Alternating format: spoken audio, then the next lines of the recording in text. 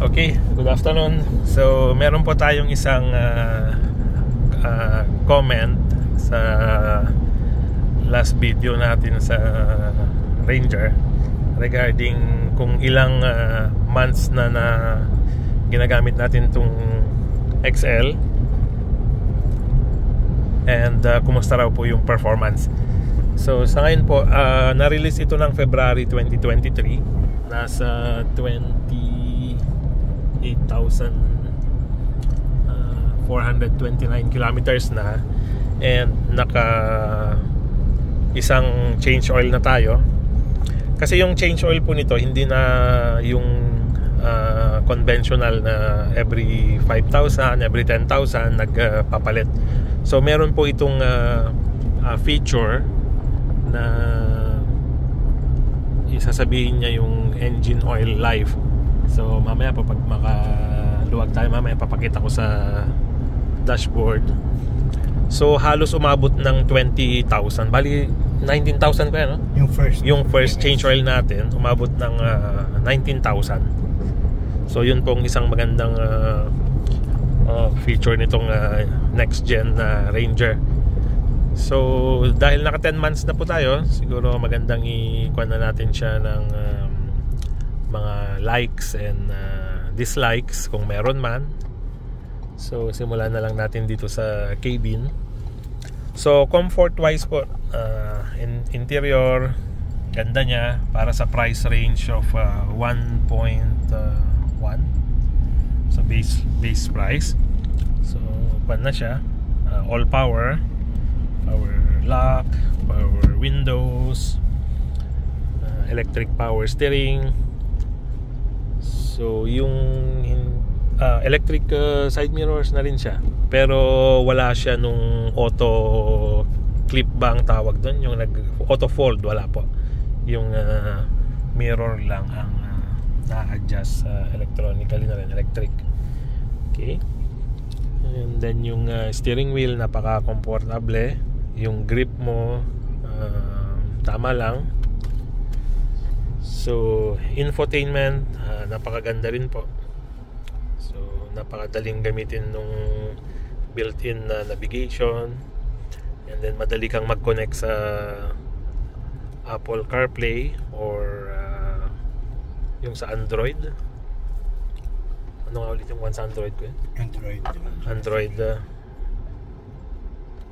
So Android Auto or Apple CarPlay. So napakadali.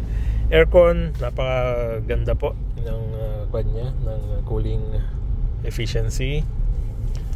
And then yung panel, so plastic, halos plastics lahat.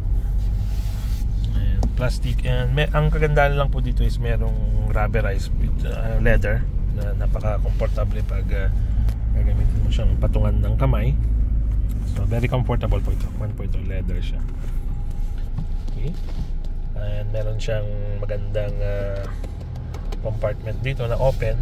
So dalawang cellphone magkatabi pwede, or kahit na anong pwedeng ilagay dito. And then glove compartment na po, very spacious din. Okay. And standard na speaker. Sorry, medyo madumi po at kagagaling lang ng site, and then pupunta na naman po sa kabilang site. And for info lang po, gamit po itong pick up na to sa construction sites, kaya talagang ang challenge is yung pag-aalaga ng cleanliness niya. Kailangan masipag pong magpunas-punas yung gagamit. Okay, so dito naman po is standard na sun visor, and kagandahan po nito is meron na siyang mirror. So kung ang kasama ninyo is let's say babae, pwede siyang mag lipstick, and kung gusto nyo tumingin sa muka before meeting, then laking bagay po. And then itong lights nya, so LED lights na, same din po sa middle. Okay, so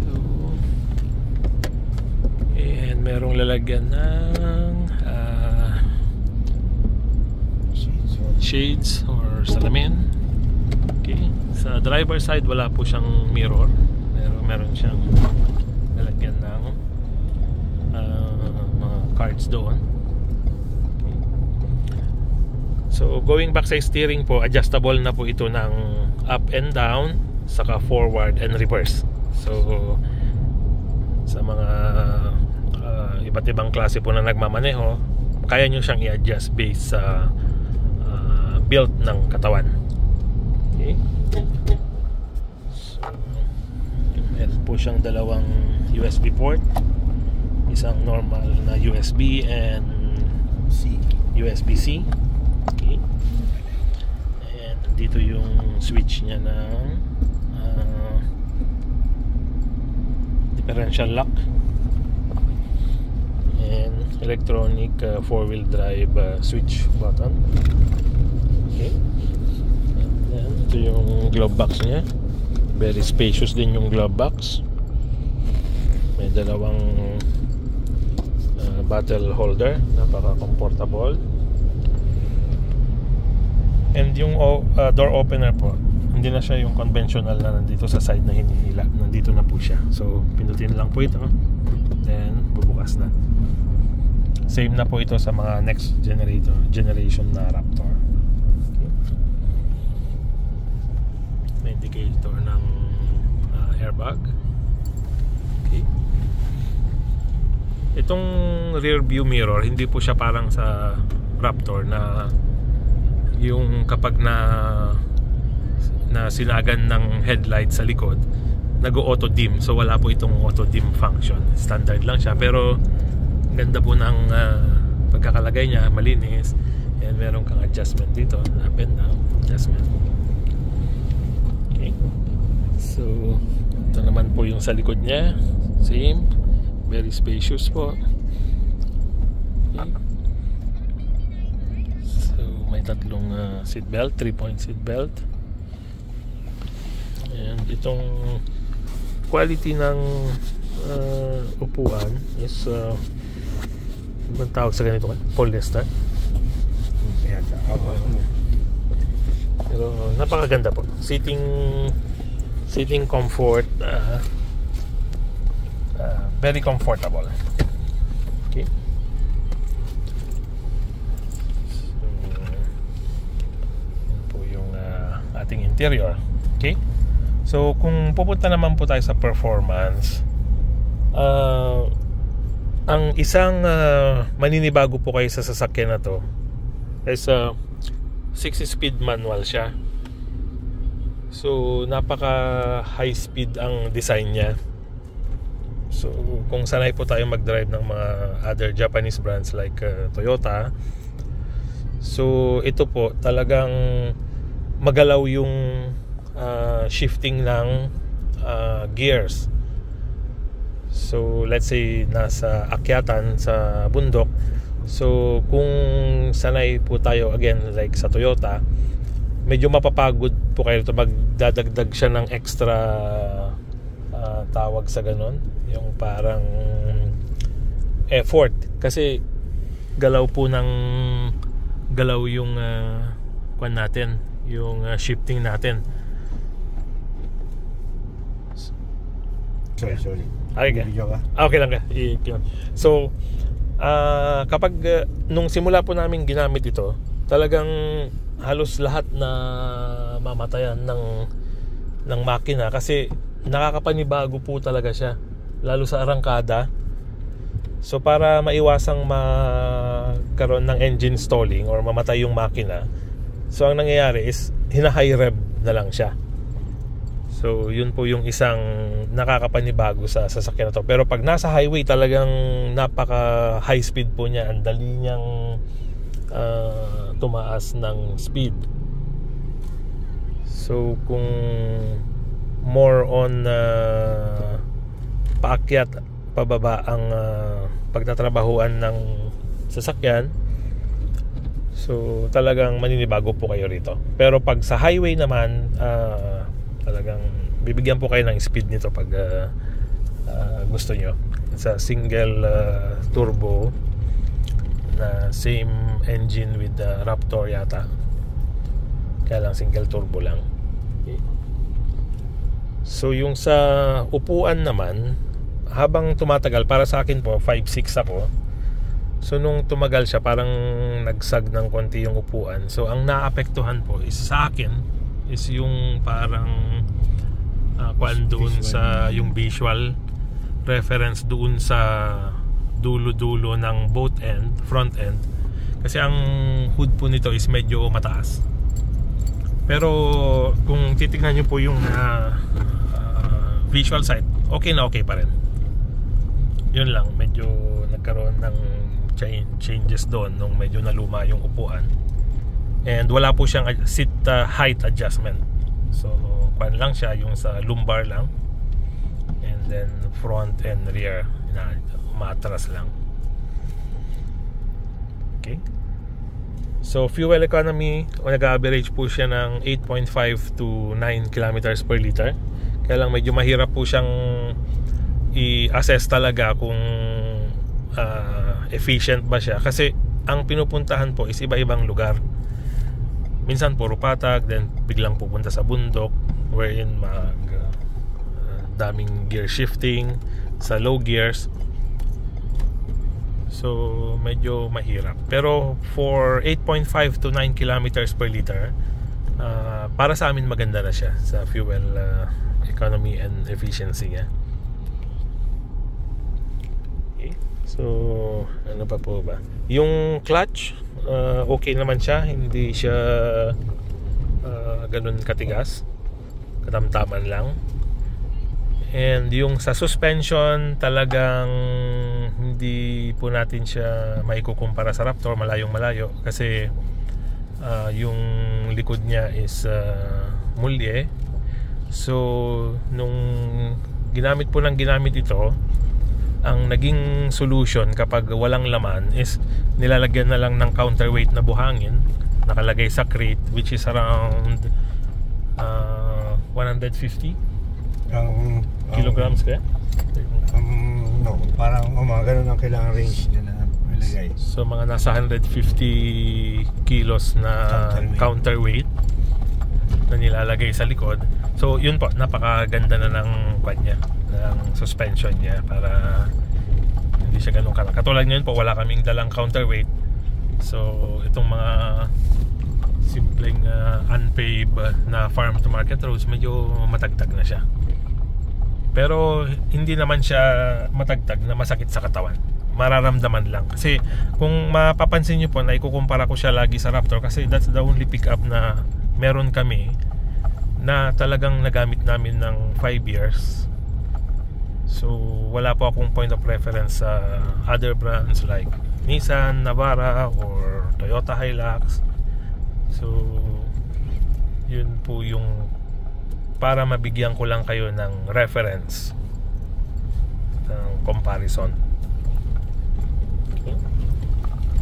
So sa spare parts, wala pa po kaming napalitan. Basic PMS lang. Nasa 30,000 kilometers na siya. Nagpalinis po kami ng brake pads kahapon, kasi pupunta siya ng long drive to Manila from Isabela. So minake sure lang namin na pinalinis. Meron po tayong separate na video doon sa brakes cleaning. So i-upload ko po yun later kapag maluwag na yung time natin, para magkaroon kayo ng idea kung ano yung itsura ng brake drum.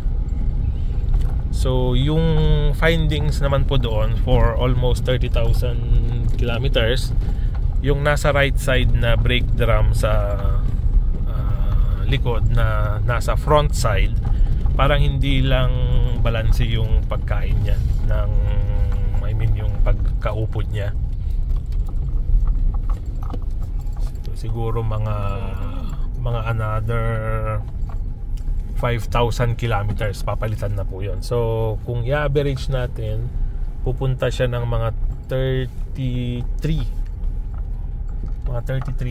kilometers. Then magpapalit po siguro tayo ng brake pads. Okay.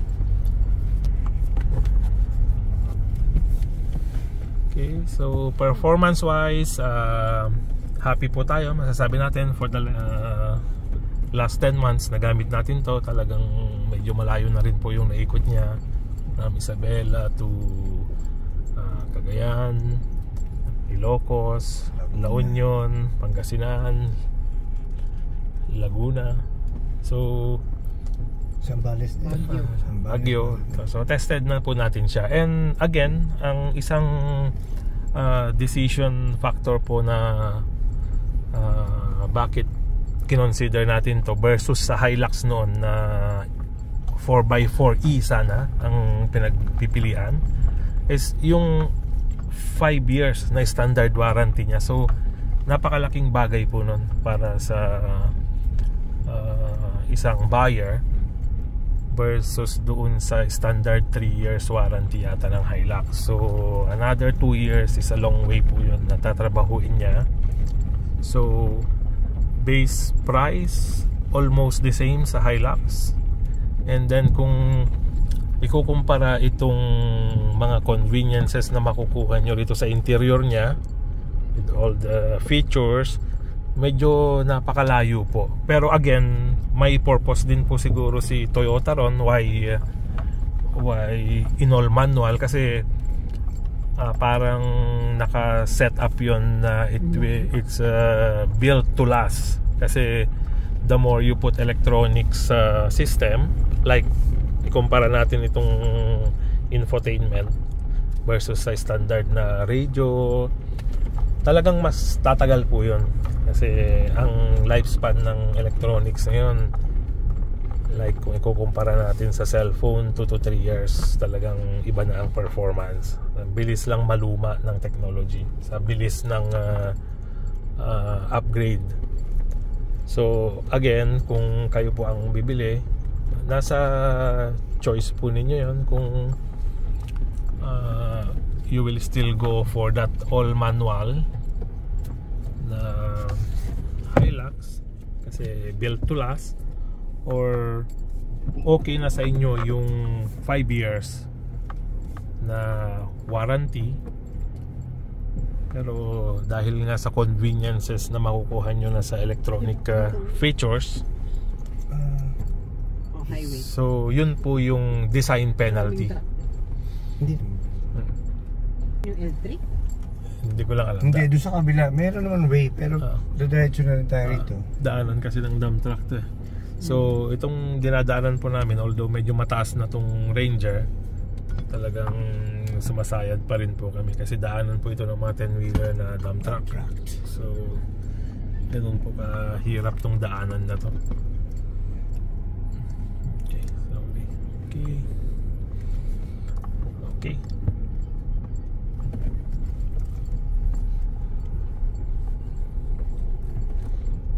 Okay, so going back doon, so ang dashboard nito is talagang purely electronic na po siya. Wala na kayong makikitang mechanical dials yan. So again, only time will tell po dahil totally new design ito ng Ford. As we go along, doon na lang natin malalaman kung ilang years po ang itatagal ng mga equipment na to. Pero 5 years I think para sa amin is sa likod na po nito. sulit na siya para sa amin. Wala naman dumadaan, ano? Ha? May motor dito. Ay mo. Sa banda na lang doon. Okay. Masyado lang ako. Dito maano tayo nila fiscal dito. Ito yung sama natin sila Erson. Okay. So siguro ba dito sorry. Ituloy po natin mamaya yung natin, yung review natin ng 10 months. Mamaya magpo-focus naman po tayo sa exterior. So sa ngayon po, itong interior lang ang maikupan muna natin, i-review, then balik po ako mamaya. Salamat po. Paputik.